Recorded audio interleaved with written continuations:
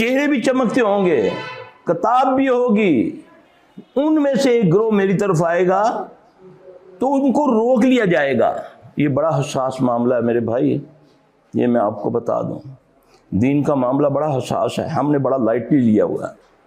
उनको रोक लिया जाएगा। मैं कहूँगा आने दो भाई, ये मुझ में से हैं, मैंने पहचान लिया कि ये मेरी उम्मत है।